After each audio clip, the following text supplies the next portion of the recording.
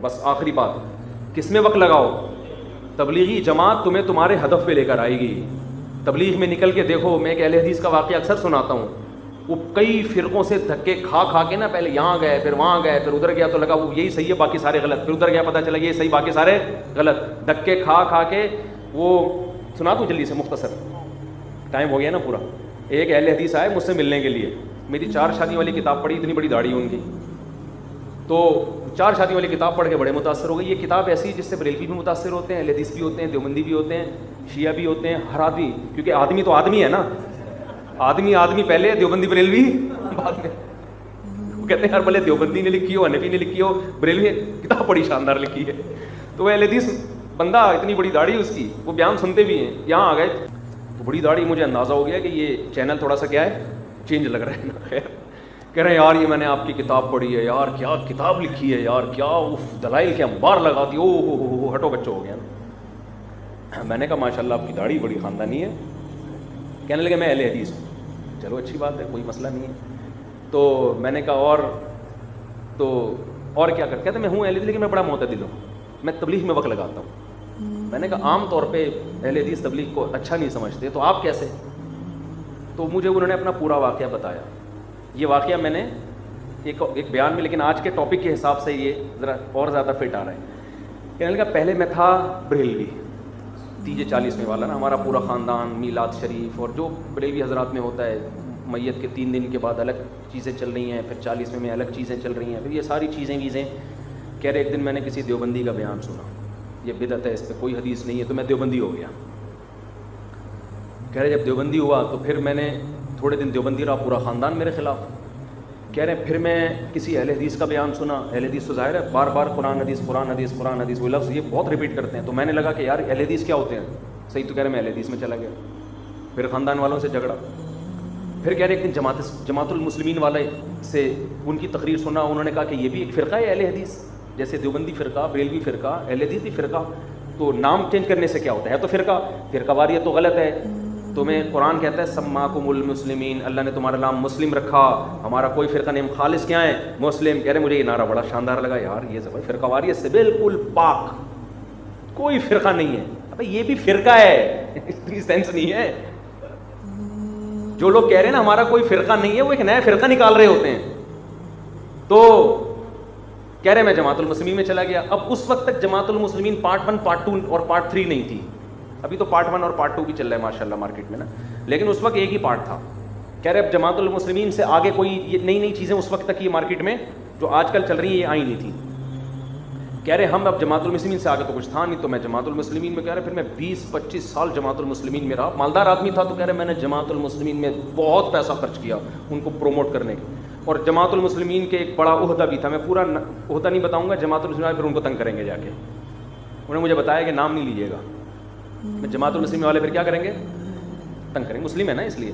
تو خیر کہہ رہے ہم جناب 20-25 سال ایک بڑا عہدہ ہمارے پاس, اور کیونکہ اس سے آگے کوئی فرقہ تھا ہی. کہہ رہے لیکن مجھے اندازہ ہونے لگا کہ یہ حنفی لوگ امام ابو حنیفہ کی ایسی تقلید نہیں کرتے جتنی یہ اپنی امیر کی تقلید کرتے ہیں. بار بار لیبل یہ کہ مقلد نہیں ہے, مقلد نہیں ہے, مقلد نہیں ہے, لیکن ان سے بڑا مقلد دنیا میں کوئی بھی نہیں. یہ اپنے امیر کی ہر غلط کو صحیح تو صحیح ہے ہی, ہر غلط کو بھی کیا کرتے ہیں, یہ شخصیت پرست لوگ ہیں. حنفی تو پھر بھی بہت سے قول میں امام حنیفہ کے قول کو چھوڑ دیا انہوں نے, یہ تو چھوڑتے ہی نہیں ہیں. اور ایسا اس کی عقیدت اور ایسی محبت کہ اس سے بڑا بابا, جو کہتے ہیں نا میں کسی بابے کو نہیں مانتا, وہ ایک بابے کو مان رہا ہوتا ہے, ہزاروں لاکھوں کا انکار کر رہا ہوتا ہے وہ, اور ایسا مانتا ہے کہ ہم ایسا اپنے بابوں کو نہیں مانتے. تو کہہ رہے مجھے یہاں یہ نظر آیا, تو میں ظاہر اسلام پھر سے انسان مرتد ہو جائے نا کہ یار یہ سارے ہی غلط ہیں تو صحیح کون ہے.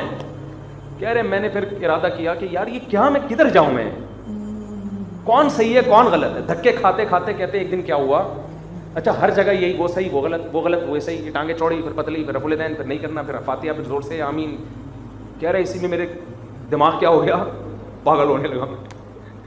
کہہ رہے پھر میں ایک دن تبلیغ والے بیٹھے ہوئے تھے نا, تو میں ادھر جا کے بیٹھ گیا.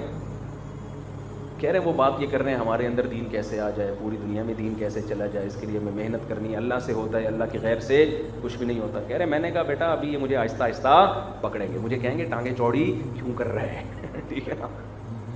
کہہ رہے میں نے کہا چلو ٹرائی کر کے دیکھتے ہیں, 3 دن لگاتا ہوں میں ان کے ساتھ. کہہ رہے میں نے 3 دن لگائے، میں نے رفع الیدین کیا نا، میں نے کہا مجھے کوئی نہیں مارے گا، رفع الیدین کیوں کر رہے ہیں، اور پھر میں دلائل دوں گا، پھر یہ مناظرہ ہوگا، عادت پڑ چکی تھی۔ کہہ رہے 3 دن ہو گئے، کوئی بات ہی نہیں، نہ رفع الیدین کی، نہ دیوبندی کی، نہ بریلوی کی، نہ اہل حدیث کی، نہ جماعت المسلمین۔ وہ کہہ رہے ہیں بھائی نماز پڑھو، ہم سب کو فکر کرنی ہے کس طرح ساری دنیا کے لوگ کیا بن جائیں، نمازی بن جائیں۔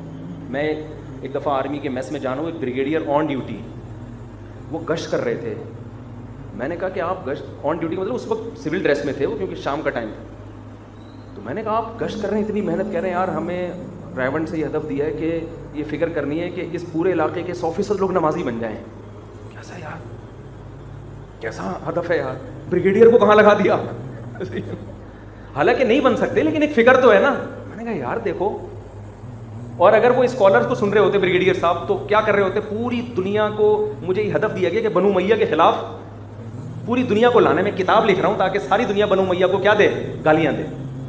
وہ بریگیڈیئر یہ کام کر رہا ہوتا بیٹھ کے، اور محمد بن قاسم لٹیرا تھا، محمود النبی لٹیرا تھا، فلانا، یہ کام کر رہا ہوتا وہ بیٹھ کے۔ بریگیڈیئر صاحب کیا کر رہے ہیں، مجھے میری آنکھوں سے آنسو روکنا میرے لیے مشکل ہو گیا کہ یار یہ کیا، یعنی کتنا مہذب کام ہے، اتنے بڑے آدمی کو کتنے اچھے ویژن پہ لگا دیا۔ تو وہ اہل حدیث بھائی بولتے ہیں کہ میں رکوع میں گیا، میں نے کہا مجھے نا بعد میں یہ، انہوں نے ٹوکا نہیں، کہہ رہے میں سمجھ گیا بڑے ہوشیار ہیں یہ، آہستہ آہستہ پکڑیں گے۔ کہہ رہے 3 دن لگائے، کہہ رہے 3 دن میں کسی نے نہیں کہا کہ یہ کرو تو یہ نہیں کرو، ان کا کہہ رہے یہ مسئلہ ہی نہیں۔ کہہ رہے پھر ہم نے چلہ لگایا، 40 دن لگائے، تو کہہ رہے سوائے اس کے کہ دین ہمارے اندر اور پوری دنیا میں، اور توحید کی کتنی اچھی دعوت، اللہ سے ہونے کا یقین، اللہ کے علاوہ کسی سے کچھ نہ ہونے کا یقین دل میں آ جائے۔ کہہ رہے میں نے 40 دن لگائے، کہہ رہے اس کے بعد مجھے اندازہ ہوا کہ میں کدھر ٹھوکریں کھاتا رہا ہوں، کدھر دھکے کھاتا رہا ہوں، سوائے فرقہ واریت کی آگ اور نفرتوں کی آگ کے ان کے پاس کچھ بھی نہیں ہے لوگوں کے پاس۔ پھر مجھے کہنے لگے وہ اہل حدیث ہو کے، کہہ رہے میں ہوں، رفع الیدین ابھی بھی کرتا ہوں، کہہ رہے لیکن مفتی صاحب اگر مجھے 2008 میں کہا آپ کے ہاتھ میں ممبر ہے، آپ کے پاس عوام ہے، اگر آپ اسلام کی خدمت کرنا چاہتے ہو تبلیغی جماعت کو پروموٹ کرو، اس کے علاوہ جو بھی ہے نا وہ فرقہ واریت کی آگ میں دھکیل رہا ہے لوگوں کو، لیبل کیا لگا رہا ہے، قرآن و سنت کا، ہر آدمی اپنے فرقے کو پروموٹ کر رہا ہے۔ پھر کچھ دن بعد انہوں نے میری پھر دوستی ہو گئی نا ان سے، ابھی بھی ہیں، وہ بیان بھی سنتے ہیں، ہو سکتا ہے یہ بیان بھی سن کے ان کے کمنٹس آ جائیں۔ کچھ دن بعد انہوں نے میری دعوت کی، میں گیا، پہلے میرے پاس تھوڑا ٹائم ہوتا تھا، میں دعوتوں میں جانا آج کل شارٹ ہو گیا، میں گیا تو ان کا بیٹا چلہ لگا کے آیا ہوا تھا، انہوں نے کہا یہ حنفی ہے، اور میں نے اس کو آج تک نہیں کہا کہ کیا بن جاؤ اہل حدیث، بھائی تجھے حنفی صحیح لگتا ہے تو حنفی ہے، ٹھیک ہے یار، یہ بھی وہ بھی جہنم میں انشاءاللہ نہیں جائیں۔